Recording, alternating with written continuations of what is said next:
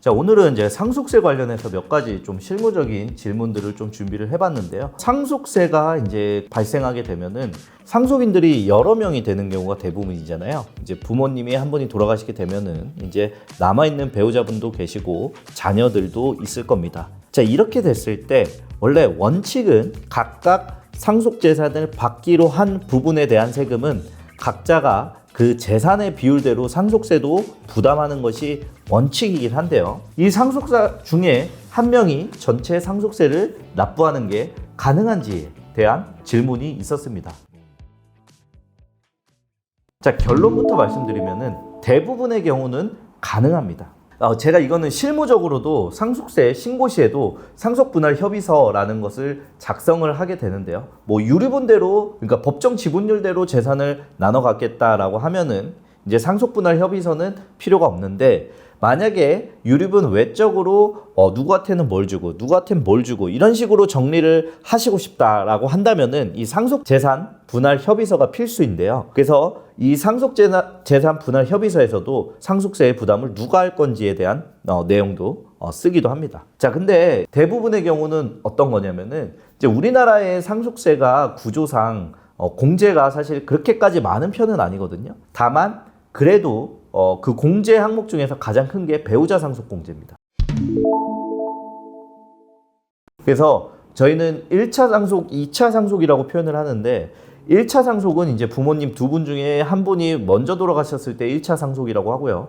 이제 최종적으로 남아 계신 이제 어머님이나 아버님이 돌아가시게 되면은 2차 상속이라고 표현을 하는데, 이 1차 상속이 발생했을 때는요, 2차 상속을 대비해서 최대한 자녀한테 재산을 미리 많이 내려주는 편이 유리하긴 할 겁니다. 자, 다만 이렇게 되면은 배우자 상속 공제를 많이 활용할 수가 없게 되는데요. 그래서 실무적으로는 배우자 상속 공제를 어느 정도 더 받으면서, 즉 상속세는 줄이면서 자식들이 내야 할 이 상속세를 배우자분이 내시게끔 설계를 해서 배우자 상속 공제도 받고, 그 다음에 추가적으로 그 배우자 상속 공제 한도를 늘린 것만큼 자녀들한테 세전으로 상속세가, 상속재산이 이동될 수 있도록 도와주게 하는 방법을 많이 씁니다. 자, 다만 이 상속세 납부를 한도 없이 모든 금액을 다 해줄 수 있는 건 아닌데요. 예를 들어서 LBC라는 상속인 3사람이 있다고 가정을 합시다. 동일하게 30억의 재산을 10억씩 다 받았다고 가정을 할게요. 그리고 각각 5억의 상속세를 납부를 해야 한다고 가정을 해보겠습니다. 즉 전체 상속세는 15억 원이 발생한 상황입니다. 자, 근데 이렇게 되면은 각자 10억의 재산을 받고 5억의 상속세를 납부하기 때문에 각자 세후로 가지게 되는 금액은 5억일 거예요. 자, 근데 이 5억 원을 한도로만 다른 사람의 상속세를 대신 납부할 수 있습니다. 어떻게 된 일이냐면은, 만약에 A가 장남이라서 다 납부하게 된다면은 10억을 받고 15억을 세금으로 납게 되면 오히려 더 마이너스 5억이 발생되게 됩니다. 자, 이럴 경우에는 B와 C가 이 A로부터 증여받은 것으로 봐서 증여세가 발생될 수도 있습니다. 그렇기 때문에 이 전체 상속세에서 반드시 주의하셔야 될 점은, 대납이 가능하지만 무조건적으로 대납이 가능한 건 아니고, 어느 정도의 재산을 받고 세금을 난 후에 한도 내에서만 상속세 연대납세 의무를 이용해서 다른 사람의 상속세를 대신 납부해 줄 수 있다. 그리고 대신 납부하는 부분에 있어서는 대부분 누가 대신 납부를 한다? 부모님이 대신 납부를 합니다.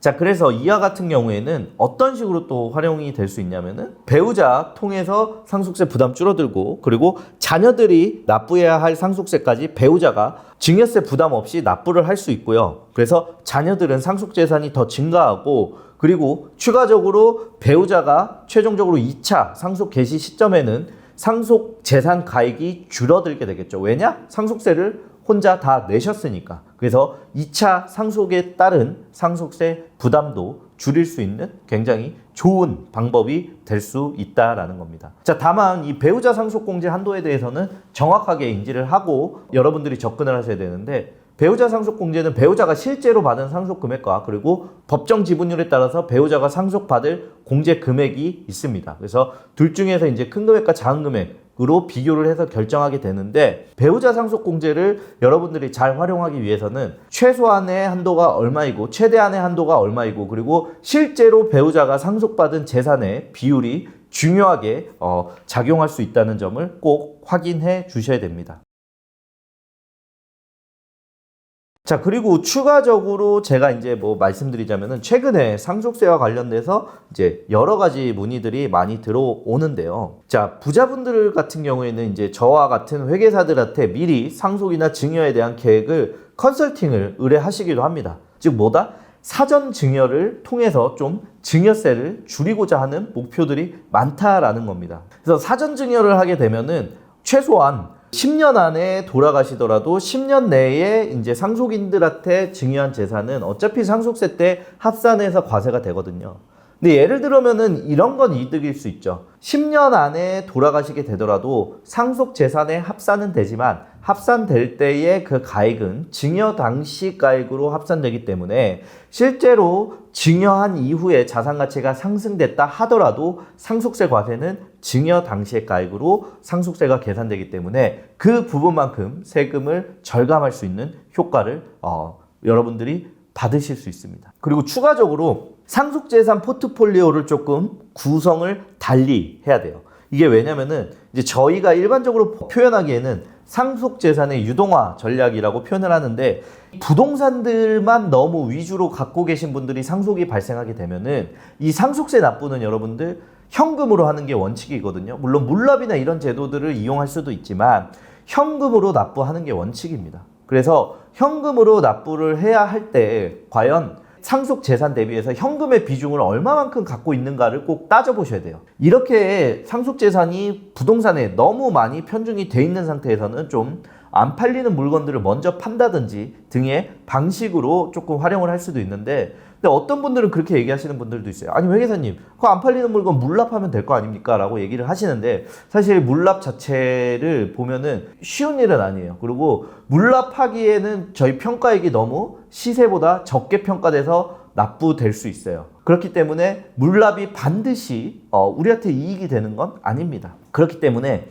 유동화 전략을 통해서 자산의 매각 순서를 미리 조정을 해서 일부 매각을 하신다든지 유동화 전략을 펼치셔야지, 최종적으로는 알짜 자산을 상속세 제한 마련을 위해서 급하게 매각할 필요 없이 알짜 자산도 지키면서 여유롭게 상속세 납부를 하실 수 있습니다. 자, 그래서 나는 그럼에도 불구하고 나는 팔고 싶은 게 아무것도 없어 라고 생각을 하신다면은, 이 상속제한의 마련으로 이제 국세청이 발간한 세금 절약 가이드 상속세 편에서도 나오는 내용인데요. 이제 종신보험을 여러분들한테 추천을 드리고 있습니다. 국세청에서. 그래서 종신보험은 결국은 어떻게 되는 거죠?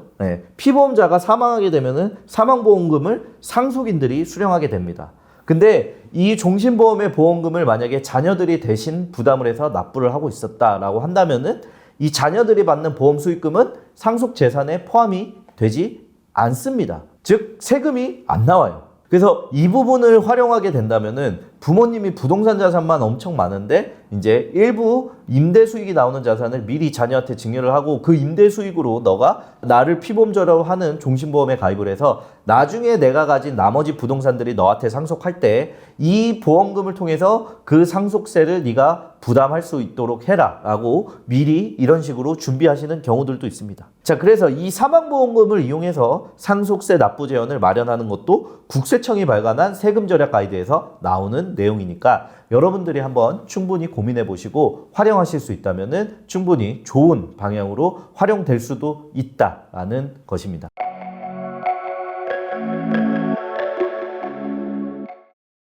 자, 여기까지 저는 상속 재산과 관련돼서 여러분들이 상속세라는 것을 준비하실 때 어떤 부분들을 또 염두에 두고 어떤 부분들을 조금 활용하면은 여러분들이 상속세를 조금 더 잘 준비할 수 있는지에 대해서 알아봤고요. 다음 시간에 좀 더 유익하고 여러분들한테 도움되는 주제로 찾아뵙도록 하겠습니다. 감사합니다, 여러분. 다음 시간에 뵙겠습니다.